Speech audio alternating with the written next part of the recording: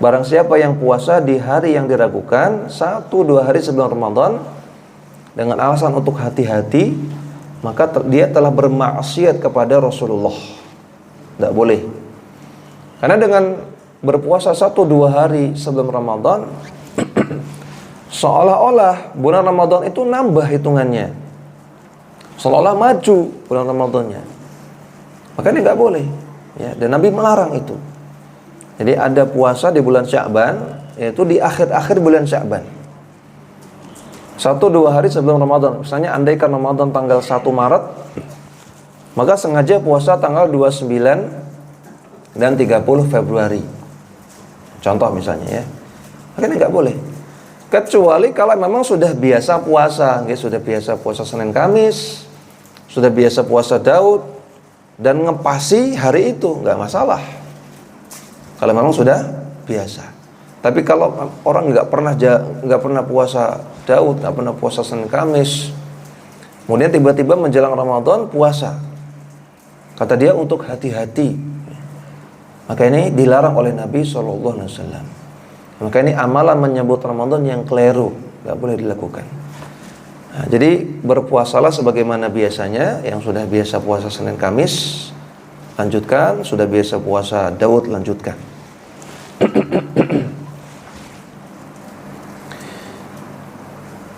Ya, ini amalan-amalan di bulan Sya'ban. Kemudian persiapan yang ketiga dalam menyambut bulan Ramadan, yaitu hendaknya kita menyusun rencana kegiatan-kegiatan yang bermanfaat di bulan Ramadan. Membuat perencanaan apa saja yang akan kita lakukan di bulan Ramadan. Punya targetan, punya planning, punya program kerja pribadi untuk di bulan Ramadan. Oh, nanti di bulan Ramadan target saya sholat tarawih full tanpa bolong misalnya. Oke. Kalau puasa full itu biasa, semua orang juga puasa full. Tapi kalau tarawih full, nah ini agak istimewa sedikit. Kalau jenengan tahun kemarin tarawihnya nggak full, nah coba pasang targetan tahun ini tarawihnya full. Oke. Dan tarawih full itu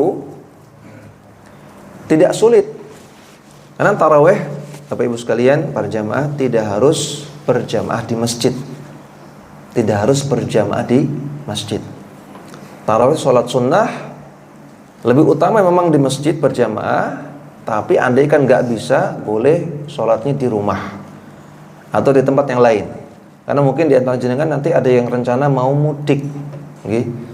Kalau mudik misalnya naik kendaraan pribadi atau naik bis atau naik kereta, hampir bisa dipastikan akan bolos tarawih berjamaah di masjid. Oke, kalau mudiknya naik mobil, kena macet di tol, naik bis, naik sepur kereta, hampir bisa dipastikan akan bolos 1-2 hari tarawih di masjid, nggak bisa full. Kecuali jenengan asli sini, nggak mudik. Atau memang jenengan nggak mudik, maka bisa full 30 hari 30 malam tarawih di masjid berjamaah. Tapi kalau jenengan mudik mungkin nanti akan ada 1-2 hari bolong. Tapi bukan berarti nggak sholat tarawih. Kalau jenengan mudik melakukan perjalanan, sholatlah tarawih walaupun tidak di masjid ya, misalnya di rest area atau di tempat tujuan, di rumah orang tua. Yang penting masih sholat tarawih. Nah, maka targetkan tahun ini saya sholat tarawihnya full tanpa bolong, seperti itu.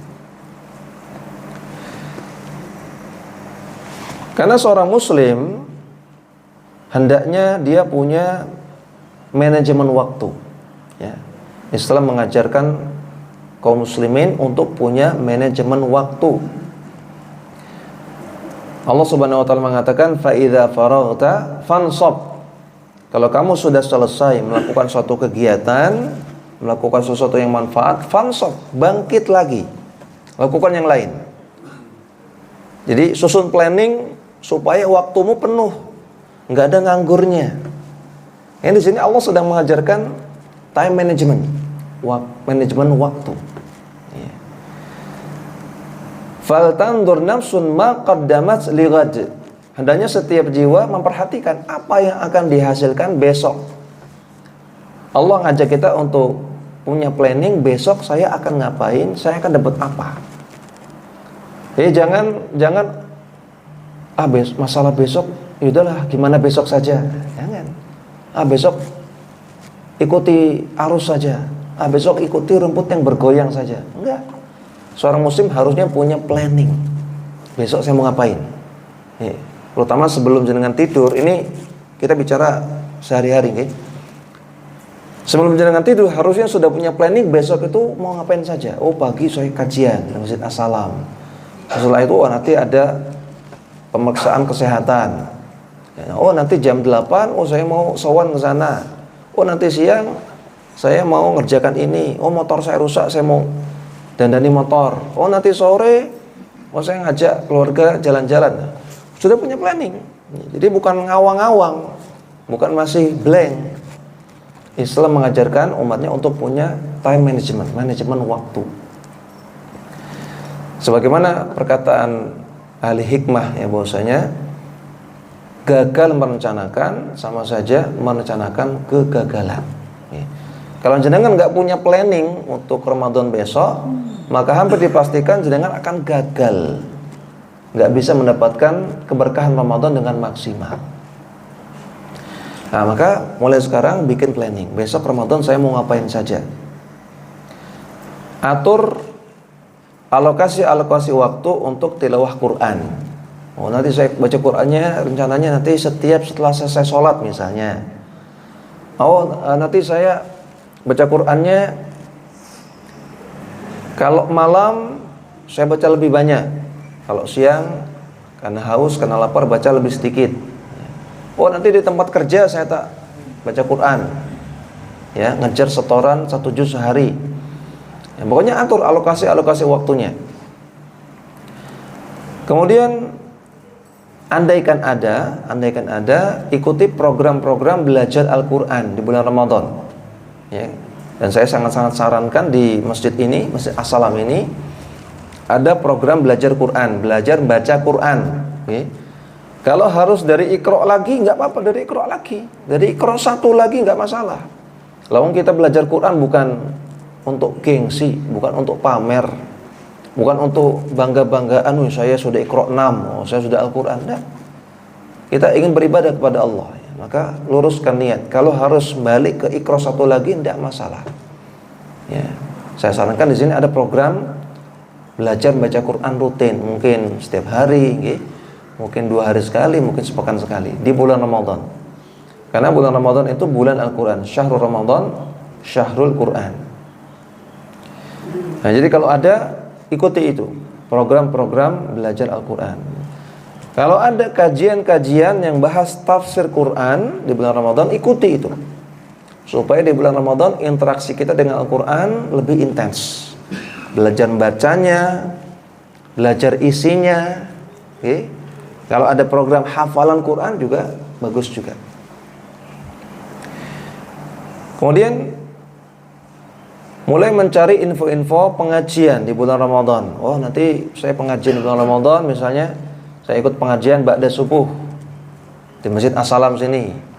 Ikut pengajian menjelang berbuka puasa. Nah, jadi sudah mulai direncanakan dari sekarang. Sudah mulai mencari info-info seputar pelaksanaan i'tikaf di bulan Ramadan. Nanti saya i'tikaf di kampung, nanti saya mudik. Saya i'tikaf di Jogja di masjid ini, masjid anu, karena lebih nyaman. Nah, sudah mulai merencanakan. Intinya lakukan persiapan dengan membuat planning, membuat perencanaan-perencanaan yang matang. Apa saja yang akan kita lakukan di bulan Ramadan besok, ya. Anak-anak kita Bapak Ibu di sekolah itu kan dikasih buku, buku kegiatan Ramadan. Nah, itu kan bentuk planning. Dengan adanya buku itu, anak-anak jadi tertata. Saya nanti mau sholat taraweh. Nanti saya mau puasa. Nanti saya mau sahur. Nanti saya mau ini mau itu. Kalau anak-anak kita sudah seperti itu, masa orang tuanya enggak? Masa orang tuanya kalah? Enggak punya persiapan apa-apa. Anak-anaknya persiapannya matang, orang tuanya blank, enggak punya persiapan. Ya, jangan kalah dengan anak-anak kita.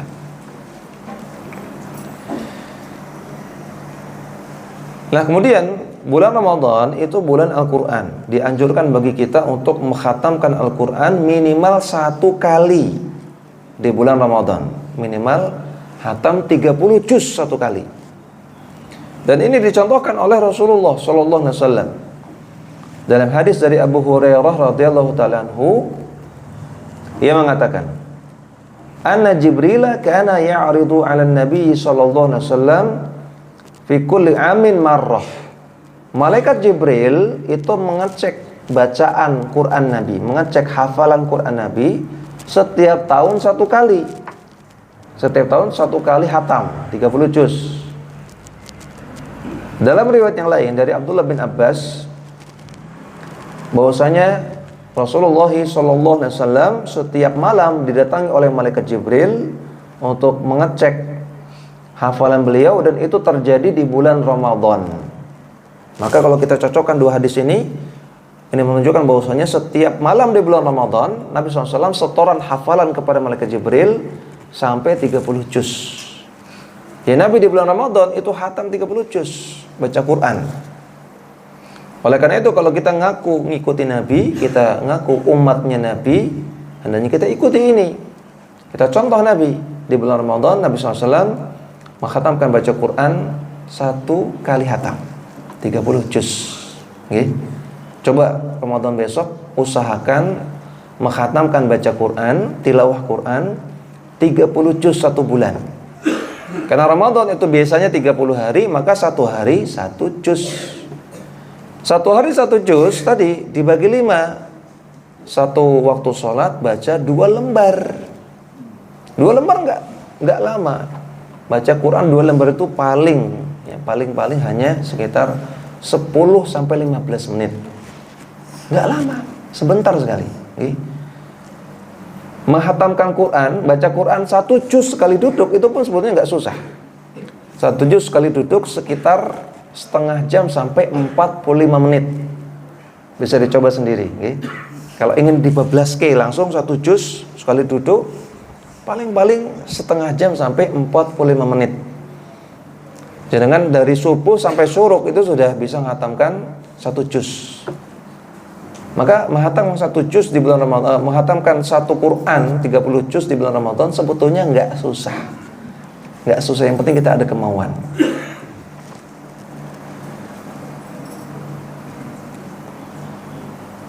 Kemudian yang terakhir, persiapan yang keempat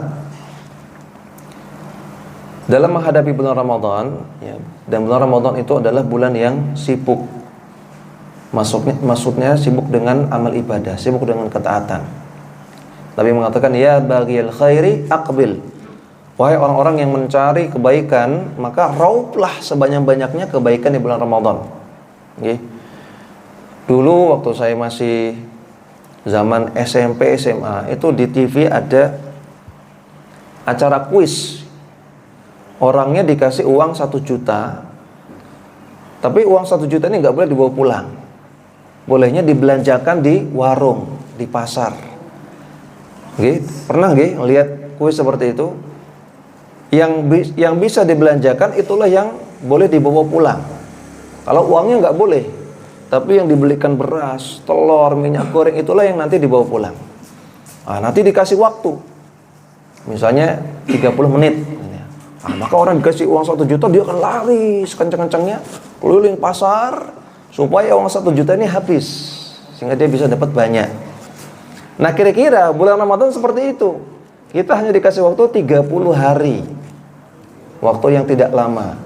Nah, kita ingin meraup sebanyak-banyaknya keberkahan, keutamaan bulan Ramadan, maka harusnya kita lari kencang. Artinya kita berusaha ngebut, berusaha memperbanyak amalan sebanyak-banyaknya, bukan santai, bukan jalan pelan, bukan banyak rebahan, bukan.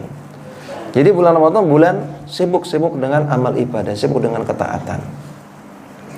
Nah, untuk bisa seperti itu, maka sebaiknya kita mulai meminimalisir kesibukan duniawi di bulan Ramadan. Meminimalisir, artinya bulan Ramadan ini waktu kita untuk menghadap kepada Allah. Kalau bisa 30 hari ini kita fokus akhirat dulu. Dunia sudah Allah kasih 11 bulan kita untuk cari dunia.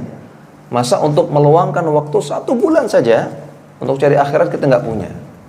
Ya, sudah 11 bulan kita dikasih waktu untuk cari dunia sebanyak-banyaknya. 1 bulan ini kita fokus cari akhirat, cari surga, cari pembebasan dari neraka. Maka yang paling bagus, paling ideal 1 bulan penuh ini kita fokus cari akhirat. Andaikan jenengan nggak bisa full cari akhirat di dunia di bulan Ramadan 1 bulan, ya maka minimalkanlah kegiatan duniawi di bulan Ramadan. Maka contoh misalnya kalau jenengan itu jualan, dagang, maksimalkan jualan di bulan-bulan ini, di bulan Sya'ban ini. Ya, jual semaksimal mungkin, habiskan dagangan, cari untung sebanyak-banyaknya. Nanti bulan Ramadan nggak usah jualan. Fokus ibadah. Bulan ini cari untung sebanyak-banyaknya, Ramadan gak usah jualan. Itu yang paling bagus. Ini bukan berarti gak boleh jualan di bulan Ramadan. Ya boleh-boleh saja. Tapi yang paling bagus bulan Ramadan kita fokus cari akhirat. Jangan sampai di bulan Ramadan malah fokus jualan, malah fokus cari akhirat, cari dunia. Ini waktunya cari akhirat, malah kita fokus jualan takjil, jualan makanan sahur, jualan kue, jualan kolak, taraweh bablas.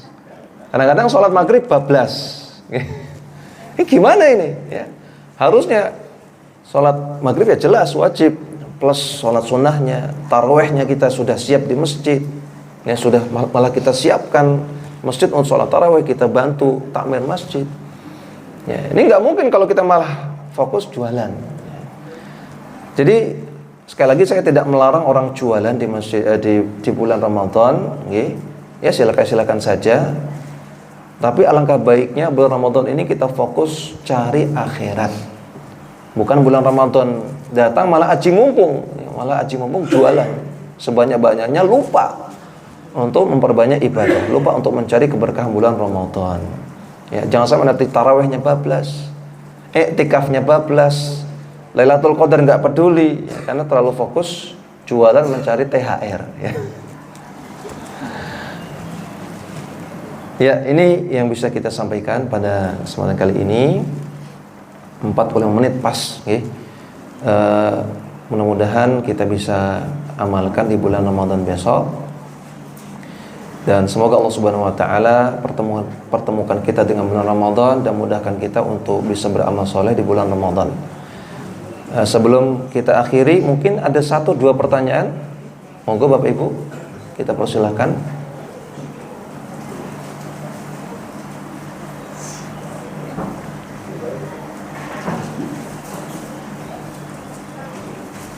Ada yang mau bertanya?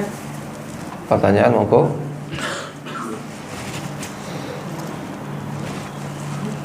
Ya, kalau tidak ada, ada. Ramadan ini kan rutinitas per tahun. Bagi kita itu bagian sudah biasa lah, juga sekali bulan kali mungkin. Supaya itu menjadi serasa bukan sesuatu yang biasa lagi pada saat kita tahu. Jangan mengingat per tahun itu enggak biasa. Masya Allah. Padahal tadi mengatakan bahwa Ramadan itu sesuatu yang istimewa. Iya. Ini gimana itu? Supaya itu bagian dari kita yang udah jago, udah biasa mengarungi Ramadan itu, tempatnya itu sebagai sesuatu yang spesial. Ini pertanyaan bagus sekali, Masya Allah. Gimana supaya kita merasa Ramadan itu spesial, tidak hanya sesuatu yang menjadi rutinitas yang sudah biasa kita lalui. Hadis yang sering jenengan dengar di bulan Ramadan, Nabi mengatakan, man shoma ramadhana imanan wahtisaban ghufira lahu ma taqaddama min dzambi. Siapa yang puasa Ramadan karena iman wahtisaban dan mencari pahala. Di sini yang perlu digarisbawahi, ihtisaban. Siapa yang puasa Ramadan karena iman dan mencari pahala, maka akan diampuni dosa-dosanya yang telah lalu. Maka harusnya setiap kali datang bulan Ramadan kita ihtisab, hadirkan dalam hati kita bahwasanya di bulan ini saya ingin cari pahala. Bukan sekedar melaksanakan rutinitas, bukan sekedar melakukan hal yang sudah biasa, bukan melaksanakan kebiasaan, bukan. Tapi saya ingin cari pahala ini. Saya butuh pahala. Saya butuh pahala buat di akhirat. Saya butuh pahala buat di alam kubur untuk menyelamatkan saya. Jadi hadirkan perasaan seperti itu dalam hati. Ya, apalagi ketika mendengar hadis tadi, man shoma ramadhana imanan wahtisaban. Siapa yang puasa Ramadan karena iman dan mencari pahala. Ini harus diresapi mana ini. Ihtisaban, mencari pahala. Hadirkan dalam hati kita, ya Allah, saya butuh pahala. Saya butuh pahala dari puasa. Saya butuh pahala dari sholat taraweh. Saya butuh pahala dari sedekah. Saya butuh pahala dari baca Quran ini. Yang pahala ini akan menyelamatkan saya di akhirat kelak, akan menyelamatkan saya di alam kubur kelak, akan membantu saya melewati sirat di akhirat, akan membantu saya melewati hisab, akan membantu saya di padang mahsyar kelak, akan membantu saya untuk jauh dari neraka masuk surga. Seperti itu. Yang kedua, banyak-banyak ingat mati. Tapi mengatakan aktsiru bidzikri hadhimil ladzat. Banyak-banyak mengingat perkara yang menghancurkan kelezatan, yakni al-maut, itu kematian. Seenak apapun jenengan hidup jenengan, sebagus apapun rumah jenengan, seenak apapun makanan jenengan tiap hari, semewah apapun mobil jenengan, kalau jenengan mati, semua itu ditinggalkan. Mati adalah penghancur semua kelezatan. Mobil, rumah, makanan enak nggak dibawa mati. Okay? Dan kita nggak tahu apakah kita mati sebelum Ramadan besok, ataukah di bulan Ramadan, ataukah setelah itu. Banyak saudara-saudara kita yang sudah dipanggil oleh Allah menjelang Ramadan. Ya, kemarin di hari Jumat ketika kita menyolatkan Pak Riyadi rahimahullah, ya, warga sini di Masjid Al-Ikhlas Karangbendo. Ya, beliau juga pengurus masjid. Ya. Nyata Allah memanggil beliau sebelum Ramadan. Nah, jenengan masih dikasih kesempatan ini. Mudah-mudahan jenengan dipanggilnya, maunya kapan Pak? Pas Ramadan? Mudah-mudahan setelah bulan Ramadan, ya. Semoga Allah pertemukan jenengan dan juga saya dengan bulan Ramadan. Setelah itu baru Allah panggil kita. Mudah-mudahan demikian, ya, supaya kita termasuk orang yang mendapatkan husnul khatimah, ya. Nah, jadi banyak-banyak ingat mati. Banyak-banyak ingat mati. Karena kita nggak tahu, ya, kapan kita diwafatkan oleh Allah Subhanahu wa taala. Kemudian banyak-banyak ingat akhirat. Banyak-banyak membaca tentang peristiwa-peristiwa di akhirat. Bagaimana di padang mahsyar, bagaimana di yaumul hisab, bagaimana di yaumul mizan. Ini beda-beda semua, mahsyar, hisab, mizan. Ini peristiwa-peristiwa yang besar-besar. Bagaimana di telaga Nabi, bagaimana di sirat melewati jembatan, bagaimana di qantarah, ya, di depan surga ada tempat namanya qantarah, di mana orang bisa jadi harusnya masuk surga, tapi karena pernah menzalimi orang di qantarah diadili, kemudian gagal masuk surga, masuk neraka dulu. Naudzubillah. Maka selalu ingat-ingat peristiwa-peristiwa itu, baca, resapi, pelajari, dan senantiasa ingat-ingat peristiwa-peristiwa yang besar di akhirat kelak. Dan kita butuh amalan, kita butuh pahala yang bisa menyelamatkan kita di hari-hari itu nanti, di akhirat. Nah, maka kalau orang ingat itu, dia akan senantiasa butuh untuk mengikhlaskan niat dalam beribadah, butuh semangat dalam ibadah. Nah, sehingga dia akan merasa ini hal yang harus saya seriusi, besok puasa ini harus saya seriusi. Ini perkara yang spesial, istimewa, besar, bukan perkara yang biasa-biasa saja. Nah, jadi seperti itu, okay? Ingat mati, ingat akhirat. Wallahu ta'ala alam, ini yang bisa kami sampaikan. Mudah-mudahan apa yang kita pelajari bermanfaat dan bisa kita amalkan dalam kehidupan sehari-hari. Wassallallahu ala nabiyyina Muhammadin wa ala alihi wa sahbihi wasallam. Wa akhiru da'wana anilhamdulillahi rabbil alamin. Subhanakallahumma wa bihamdika asyhadu an la ilaha illa anta astaghfiruka wa atubu ilaik. Kita tutup dengan hamdalah. Alhamdulillahirabbil alamin. Assalamualaikum warahmatullahi wabarakatuh.